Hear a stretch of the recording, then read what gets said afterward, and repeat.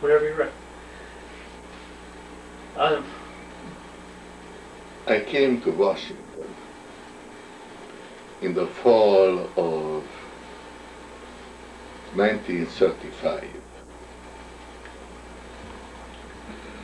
and I taught in college that was advanced, or perhaps you might want to say more than advanced. Had a dozen students, and I may have been the youngest in the room. Quantum mechanics and understanding of structure of matter was a recent accomplishment in that time. And I was talking to these people about these recent advances at the George Washington University.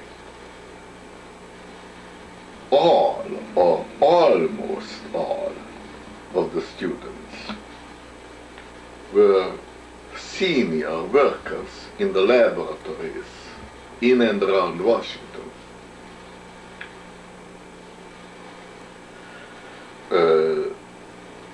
There were a few from the Bureau of Standards, and there was Steve Brunauer, who was then working in the laboratory whose nickname was the Fixed Nitrogen Laboratory. That was, of course, in connection with the use of nitrogen fertilizers, but in fact was connected with all kinds of other problems of chemistry and also agriculture. I got to know Steve Brunauer quite well. The reason being that both of us were originally from Hungary. Now one day Steve Brunauer came with me with some very interesting information about adsorption, in which more than a single layer was adsorbed on the surface of a material, possibly a catalyst. The monolayer adsorption, and in fact absorption of just a few molecules forming less than a monolayer, has been very beautifully explained by Irving Langmuir. But here we were dealing with adsorption of more than one layer, and the transition between the adsorption in a single layer and more than a single layer. Steve Brunauer showed me an explanation of this multi-layer adsorption, which was based on forces between the surface and the adsorbing atoms acting at a considerable distance. And from what I knew, what was generally known by that time, on the interaction of molecules, it was quite clear that this explanation could not hold. And Steve was quite ready to accept that negative statement, but he also insisted that here are data about the multi-layer adsorption, which needed some explanation. I suggested that this should be done, precisely as Langmuir has worked on the monolayer, on the single layer adsorption, with the only difference that the first layer would then adsorb the second layer. In other words, that the solid does not exert distant forces on the further layers, but that it would be the same kind of interaction repeated, not between the solid and the first layer, but now between the first layer and the second layer, and later between the second and third layer, and so on. And this program we did start to carry out in a simple mathematical way, and Steve Brunner was very pleased with it, but he wanted to show it to the senior man in catalysis who was around, Emmet, and so the three of us got together.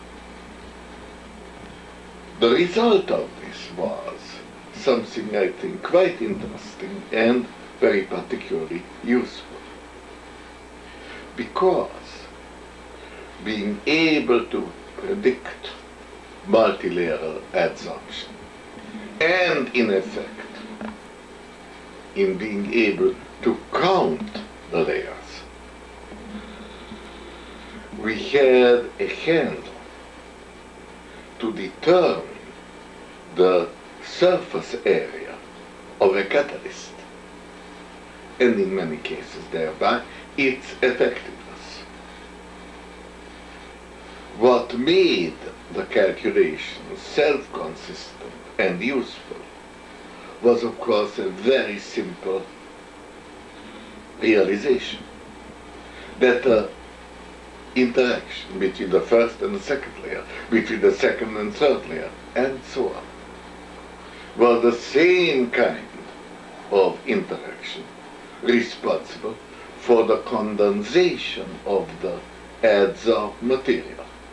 In other words, if water was to be adsorbed on a substrate, then the interaction between the substrate and the first layer of water was something entirely characteristic of that particular interaction.